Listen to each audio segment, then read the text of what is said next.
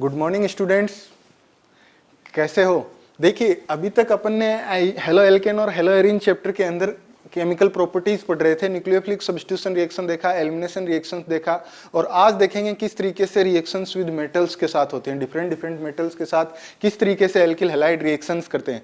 उससे पहले मैं एक दो क्वेश्चन आपको बताता हूं कि कैसे न्यूक्लियोफिलिक सब्स्टिट्यूशन रिएक्शन और एलिमिनेशन रिएक्शन दोनों के बीच में कंपटीशन होता है, और क्या किसी भी एल्किल हैलाइड के अंदर या हेलो एल्केन के अंदर दोनों ही हो सकती हैं या किसको प्रायोरिटी पे रखते हैं। इस तरीके के क्वेश्चंस अप्रोच करते हैं। देखिए, मैं कुछ क्वेश्चन लिखता हूं, वो आपको देखना है। तो देखिए, क्वेश्चन लिखा गया है आपके सामने कि 3 एल्किल हैलाइड दी गए हैं। तीनों एल्किल हैलाइड के अंदर हेलोजन अलग अलग जुड़े हुए हैं, अलग अलग हेलोजन्स, क्लोराइड, ब्रोमाइड और आयोडाइड। और पूछा है from left to right incorrect statement are, कि कौन सा गलत स्टेटमेंट है वो आपको बताना है। अब देखिए, इसमें लिखा गया है पहला ऑप्शन के अंदर, rate of SN1 mechanism increases in polar protic solvent, कि SN1 मैकेनिज्म के थ्रू रेट ऑफ रिएक्शन बढ़ती है अगर पोलर प्रोटिक सॉल्वेंट बढ़ाते हैं। पोलर प्रोटिक सॉल्वेंट के अंदर इन सबस्ट्रेट की रेट SN1 रेट बढ़ती है, बिल्कुल बढ़ती है। SN1 रिएक्शन किस पे डिपेंड करती है? लिविंग ग्रुप एबिलिटी के ऊपर, और इधर से इधर जाने के ऊपर। लिविंग ग्रुप एबिलिटी आयोडीन की सबसे ज्यादा होती है, ब्रोमीन की सब उससे कम, और क्लोरीन की सबसे कम। तो इस ऑप्शन के लिए सबसे लिविंग ग्रुप एबिलिटी सबसे ज्यादा होती है आयोडीन की, उसके बाद होती है ब्रोमीन की, उसके बाद होती है क्लोरीन की। इसका मतलब जिसमें लिविंग ग्रुप एबिलिटी ज्यादा होगी उसके अंदर SN1 रिएक्शन ज्यादा होगी। और SN2 रिएक्शन किस किस पे डिपेंड करती है? Leaving group ability as well as nucleophile की न्यूक्लियोफिलिसिटी। न्यूक्लियोफाइल की न्यूक्लियोफिलिसिटी जितनी ज्यादा होगी, लिविंग ग्रुप की लिविंग एबिलिटी जितनी ज्यादा होगी, SN2 रिएक्शन उतनी ज्यादा होगी। तभी तो उसको बाई मोलिकुलर बोलते हैं। क्यों? क्योंकि वो दोनों पे डिपेंड करती है, न्यूक्लियोफाइल की न्यूक्लियोफिलिसिटी पे और लिविंग ग्रुप के लिविंग ग्रुप एबिलिटी पे। तो जबकि SN1 ओनली किस पे डिपेंड करती है? न्यूक्लियोफाइल की न्यूक्लियोफिलिसिटी पे नहीं, बस लिविंग ग्रुप की लिविंग एबिलिटी पे। तो ये SN1 के अंदर this is correct statement. Second statement के अंदर है rate of SN2 mechanism increases in DMSO, कि DMSO के अंदर SN2 रिएक्शन बढ़ती है या नहीं? बिल्कुल बढ़ेगी। लिविंग ग्रुप एबिलिटी भी बढ़ रही है, SN2 रिएक्शन बढ़ेगी, लिविंग ग्रुप एबिलिटी बढ़ती है तो। और दूसरा पूछा है पोलर एप्रोटिक, DMSO क्या है? पोलर एप्रोटिक सॉल्वेंट है, पोलर एप्रोटिक। और पोलर एप्रोटिक सॉल्वेंट की कंसंट्रेशन बढ़ाने से SN2 रिएक्शन हमेशा बढ़ती है। अब बोलेंगे DMSO होता क्या है? DMSO होता है डाई मिथाइल सल्फोक्साइड। बात समझ में आना चाहिए, यह होता है DMSO। Correct statement. Third statement देखते हैं, rate of E2 mechanism increases, बोलता है कि E2 रिएक्शन का मैकेनिज्म इंक्रीज होता है, और नीचे वाला बोल रखा है rate of E1 mechanism decreases. देखिए, this statement is also correct. क्यों? E2 एलिमिनेशन के अंदर क्या होता है? There will be simultaneously process where base comes to the beta carbon and abstract that beta hydrogen from the alkyl halide, and that negative charge will kick out that carbon living group, that attached living group को बाहर निकालता है। कहने का मतलब जो base होगा वो इस H को लेगा, यहां नेगेटिव चार्ज आएगा, ये निकलेगा, यहां नेगेटिव चार्ज आएगा, ये निकलेगा, यहां नेगेटिव चार्ज आएगा। मतलब E2 एलिमिनेशन रिएक्शन वो एलिमिनेशन रिएक्शन होती है जहां बेस की कंसंट्रेशन जितनी ज्यादा होगी और लिविंग ग्रुप की लिविंग एबिलिटी जितनी ज्यादा होगी, E2 एलिमिनेशन उतना ही ज्यादा होगा। दोनों पे डिपेंड करती है। देखिए, यूनिमोलिकुलर, बाई मोलिकुलर, इनका मीनिंग समझना बहुत जरूरी है। यूनिमोलिकुलर का मीनिंग होता है कि एक ही चीज पे डिपेंड करता है, दो चीजों के साथ अगर रिएक्शन होता है तो एक ही चीज पे। यहां SN1 देख रहे थे, ओनली न्यूक्लियोफाइल को मैं देखता ही नहीं था, मैं लिविंग ग्रुप को निकालता हूं, लिविंग ग्रुप को निकालने के बाद कार्बोकेटाइन बनाता हूं, कार्बोकेटाइन के ऊपर न्यूक्लियोफाइल जोड़ता हूं, न्यूक्लियोफिलिसिटी पे डिपेंड नहीं करती। यहां दोनों पे करती है SN2, E2 भी दोनों पे करती है, base as well as leaving group ability, और इधर से इधर जाने पे लिविंग ग्रुप एबिलिटी बढ़ रही है, E2 एलिमिनेशन बढ़ेगा। बात समझ आता है? क्यों? क्योंकि आयोडाइड सबसे जल्दी निकलता है। अब देखिए नीचे वाला एक स्टेटमेंट दे रखा है, rate of even elimination decreases, कि इधर से इधर जाने पे इवन एलिमिनेशन कम होता है। जबकि इवन एलिमिनेशन के अंदर क्या होता है, पहले लिविंग ग्रुप निकलता है, उसके बाद में कार्बोकेटाइन बनता है, फिर जो बेस आता है वो कार्बोकेटाइन के बगल वाले कार्बन से बीटा हाइड्रोजन लेता है, और बीटा हाइड्रोजन लेने के बाद वो वहां पे डबल बॉन्ड जनरेट कर देता है, एलिमिनेशन कर देता है। मतलब उसके अंदर रेट डिटरमिनिंग स्टेप क्या, ओनली और ओनली किसके ऊपर डिपेंड करता है, लिविंग ग्रुप के निकलने के ऊपर। और लिविंग ग्रुप किसमें निकलता है सबसे जल्दी, इसमें सबसे ज्यादा इवन, उससे कम उससे कम। इधर से इधर जाने पे इवन एलिमिनेशन बढ़ता है, ना कि कम होता है। This is the incorrect statement. We will take the answer D, D as a correct answer. की रॉन्ग स्टेटमेंट ये दिया गया है, यहां पे डिक्रीज नहीं होके क्या आना चाहिए था, इंक्रीज। बात समझ आया या नहीं? इस तरीके से करना है आपको। और देखिए क्वेश्चंस कैसे अप्रोच करेंगे। देखिए 2 क्वेश्चन और लिखे गए हैं, दोनों क्वेश्चन को समझना है किस तरीके से क्वेश्चन के ऊपर अप्रोच करते हैं। क्वेश्चन दिया गया है 2-chloro-2-methyl pentane on reaction with sodium methoxide in methanol gives या यील्ड्स, कि कौन सा प्रोडक्ट देगा। 3 में से 4 ऑप्शन दिए गए हैं, चारों में कौन कौन सा कॉम्बिनेशन हो सकता है। तो सबसे पहले अपन क्या करेंगे, इस सबस्ट्रेट को लिखेंगे कॉपी के ऊपर, पेंटेन 2-methyl 2-chloropentane, मैं लिख रहा हूं यहां पे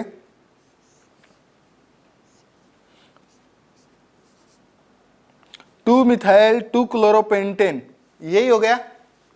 और इसके अंदर बोल रहा है reaction with sodium methoxide, sodium methoxide के साथ रिएक्शन।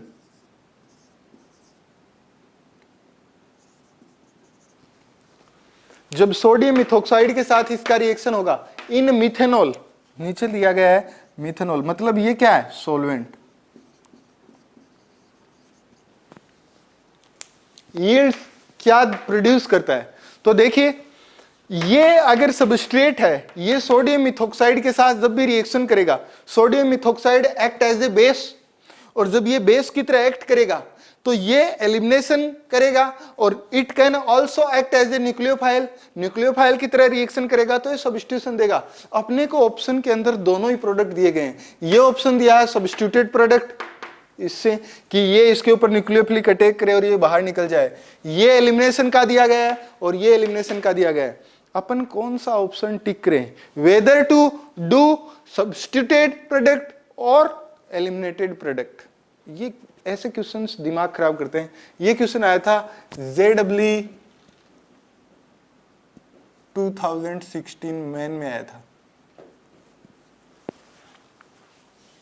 तो देखिए मैंने आपको क्वेश्चन के अंदर हिंट दिया गया है आपको, जब भी कभी alkoxide, metal alkoxide alcoholic solution के अंदर लिया जाता है, आपको हमेशा एलिमिनेशन करवाना है।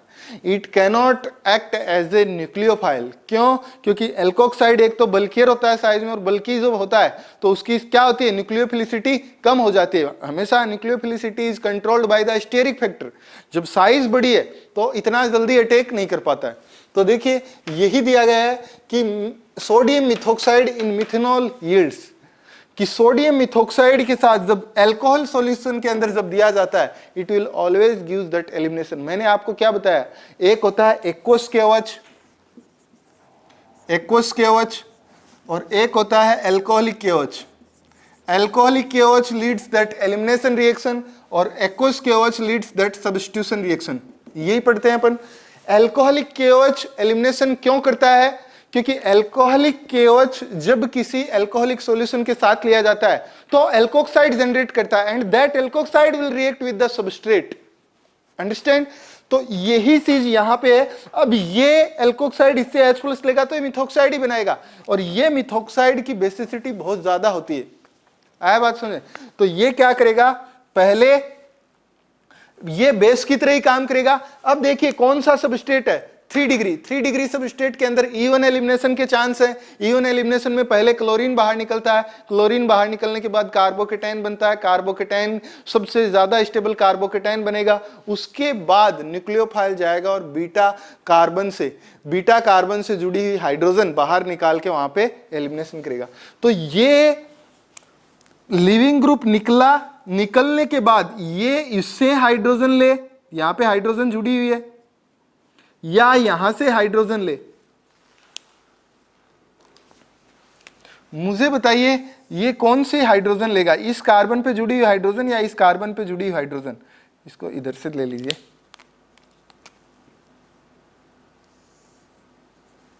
इस हाइड्रोजन को लेगा या इस हाइड्रोजन को लेगा, क्योंकि बेस सब्सट्रैक्ट करता है हाइड्रोजन को। बताइए, ऑफ कोर्स ये इस हाइड्रोजन को लेगा, क्यों? क्योंकि यहां करने लेने के बाद मोर सब्स्टिट्यूटेड एल्किन बनता है, तो ये हाइड्रोजन निकल जाएगी। क्या ये इसका हाइड्रोजन लेना, इस बेस का इस हाइड्रोजन लेना, ये भी एक रेट डिटरमिनिंग स्टेप का पार्ट है? नो, रेट डिटरमिनिंग स्टेप का पार्ट कौन सा है? ओनली लिविंग ग्रुप का निकलना, SN-E1 मैकेनिज्म। तो जब ये होगा तो मैं कौन सा करूंगा, ब्लैक पाइन से जो करूंगा वो प्रोडक्ट बनेगा ये। और अगर मैं इसको ब्लैक में करता, ये आता, तो मुझे ये ब्लैक, ये रेड वाला तो आ ही नहीं सकता। प्रोडक्ट का आंसर कौन सा होगा? ये ब्लू। आया बात समझ? ऐसा ऑप्शन आपको टिक करना था। CH3 CH3 C2H5, यही तो आ गए। आंसर क्या है? All of this reaction with the sodium methoxide gives that, क्या आ जाएगा? 3A। अब आप बोलेंगे क्या माइनर प्रोडक्ट वो बनेगा? नहीं, ये माइनर भी नहीं बनेगा। क्यों नहीं बनेगा? क्योंकि E1 एलिमिनेशन के अंदर पहले मोर स्टेबल कार्बोकेटाइन बनता है, मोर स्टेबल कार्बोकेटाइन के बाद उसके बगल वाले कार्बन से हाइड्रोजन को लिया जाता है। तो इससे पहले ये कार्बोकेटाइन, अब ये कार्बोकेटाइन बना, कार्बोकेटाइन का सबसे ज्यादा स्टेबल कार्बोकेटाइन है, तो जो भी अब एल्किन जो बनेगी वो मोर सब्स्टिट्यूटेड ही बनेगी, यहां से ले लेगा। अब देखिए इसके अंदर ये हो नहीं सकता, मतलब मैं फर्स्ट कौन सा है, first and second, B option नहीं कर सकते। Why I will do the first and third, this one also can not do, all of this, ये भी नहीं कर सकते, तीनों ही नहीं कर सकते, ये भी नहीं कर सकते, ओनली ये है। बात सुने, इस तरीके से क्वेश्चन के अंदर दिया गया है एल्किन की रिएक्शन क्लोरीन के साथ under photochemical condition gives A react with HOCl gives B further react with NaOH gives C, and C react with alkoxide, metal alkoxide, या मैं बोलूं एल्कोक्साइड, या मैं बोलूं इथोक्साइड के साथ D, find A B C D। तो देखिए सबसे पहले इधर से सॉल्यूशन स्टार्ट करते हैं। एल्कीन, इसके ऊपर क्लोरीनेशन करवाएंगे, तो क्लोरीनेशन फोटोकेमिकल कंडीशन के अंदर क्या होगा, ये किस में टूटता है? Cl आधा इधर आधा इधर, रेडिकल जनरेट करता है 2Cl रेडिकल, और ये भी फोटोकेमिकल कंडीशन के अंदर sp3 हाइब्रिडाइज्ड कार्बन पे जुड़ा हुआ बॉन्ड किसमें, होमोलाइटिक बॉन्ड पे फ्यूजन होता है ये, और जो ही ये टूटेगा ये जनरेट करेगा H रेडिकल, ये Cl के साथ निकल जाएगा HCl, और रिलीज क्या कर देगा यहाँ पे रेडिकल, जो कि क्लोरीन के साथ जुड़ के क्या बना देगा, करस्पॉन्डिंग एल्केनाइल हैलाइड। तो वो लिखना है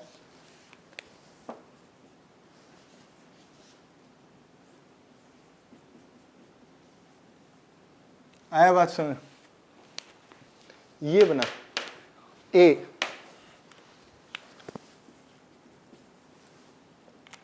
इस A की HOCl के साथ रिएक्शन करवाऊंगा तो ये जनरेट करता है B। HOCl इसके साथ कैसे रिएक्शन कर सकता है? HOCl के अंदर देखिए हाइपोक्लोरस एसिड HOCl, मैंने आपको बताया था Cl2 और H2O के साथ chlorine with water gives HOCl और निकाल देता है HCl, इसको हाइपोक्लोरस एसिड भी बोलते हैं।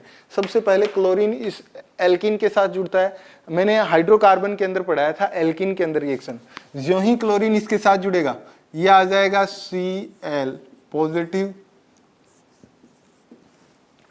क्लोरोनियम आयन, मतलब इसके ऊपर पॉजिटिव चार्ज है और इसके ऊपर नेगेटिव चार्ज है। अपन तो ये तो बता सकते हैं किसी भी रिएजेंट के अंदर पॉजिटिव कौन है नेगेटिव कौन है, ये नेगेटिव पॉजिटिव चार्ज एल्किन के ऊपर पहले रिएक्शन करता है, क्यों? क्योंकि एल्किन इलेक्ट्रोफिलिक एडिशन रिएक्शन देती है।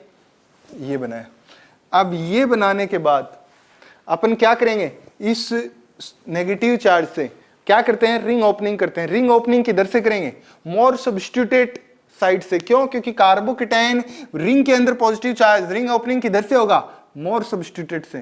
तो मैं इसको रिंग ओपनिंग एक तो इधर से और एक इधर से, अगर ये नेगेटिव चार्ज इस कार्बन पे भी अटैक कर सकता है और इधर जाएगा ब्लैक वाला, और अगर ये नेगेटिव चार्ज इस कार्बन पे अटैक करेगा तो ये Cl बीच में जाएगा। मुझे बताइए रिंग ओपनिंग ब्लू वाले के अकॉर्डिंग होगी या रेड वाले के अकॉर्डिंग होगी? ब्लैक वाले के अकॉर्डिंग। क्यों? क्योंकि इधर से बनने पे यहां कार्बोकेटाइन बनेगा which is more stable, Cl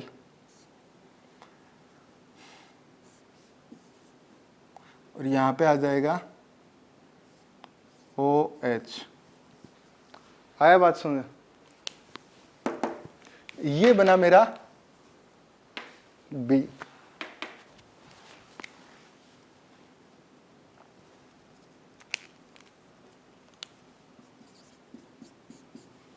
और इस B की रिएक्शन NaOH के साथ करवाने पे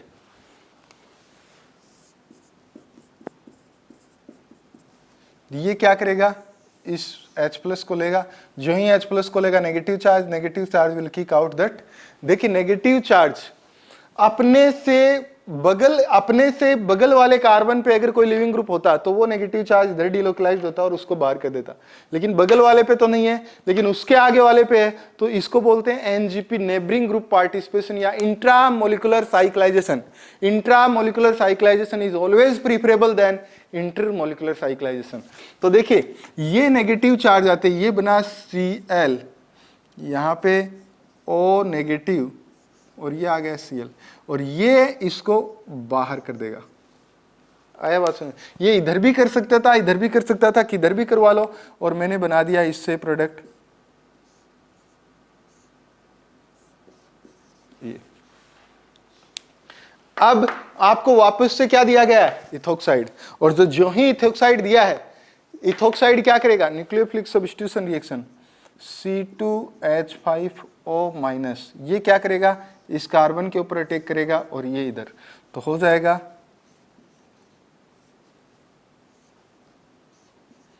OCH2CH3, ये प्रोडक्ट बन जाएगा। ये आपको आंसर टिक करना था। A B C D मैंने चारों निकाल दिए, A B C और ये हो गया आपका D।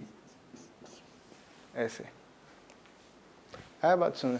किस तरीके से क्वेश्चन के ऊपर अप्रोच की जाती है ये आपको देखना है।